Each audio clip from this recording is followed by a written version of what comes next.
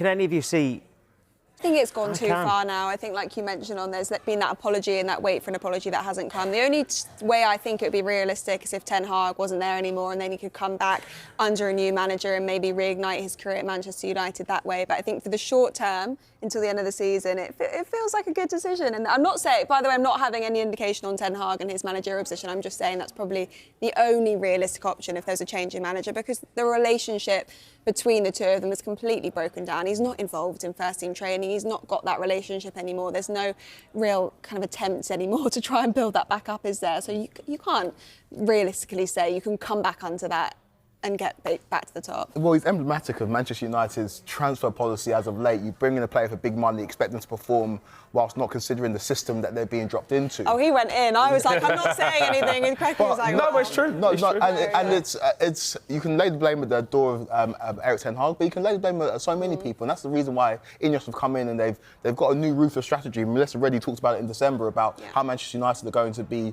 ruthless when it comes to contracts and when it comes to moving players on that don't fit culturally. And I think that Sancho is an example of that. And as a result of that, if Ten Hag does stay at United long term, I can see him coming back. I can see him play for Manchester United again at some point and actually still being a success. I really do.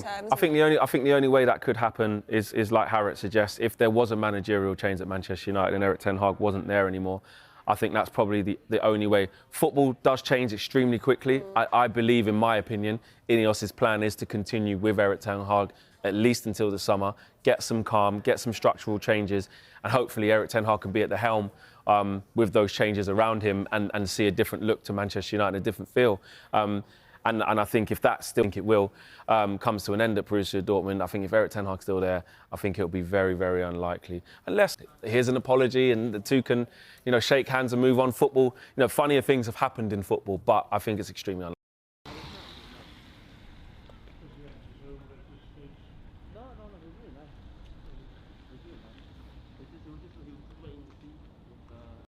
Comme tout lion, Mason. Comme tout lion. Écris-le, on voit pas là-bas. Mason. Mec, c'est n'importe quoi. La douleur, c'est n'importe quoi. Fais un check. Il y a des choses. High five, Mason. Mec, c'est à poil.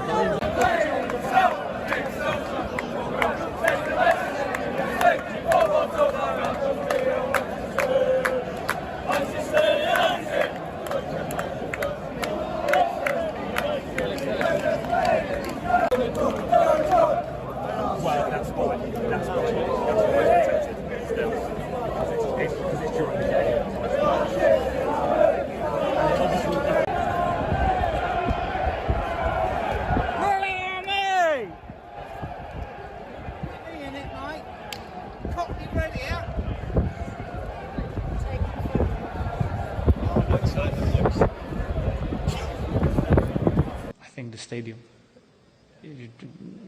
All this are about that stadium. I think it's one of the most iconic stadiums in the world. The feeling to play in one of the most iconic stadiums in the world is unbelievable. My first game was... Manchester United are once again at the center of global football controversy after explosive reports claimed Bruno Fernandes welcomed Mason Greenwood back into the squad environment. What seemed like a simple dressing room interaction has now divided the football world completely.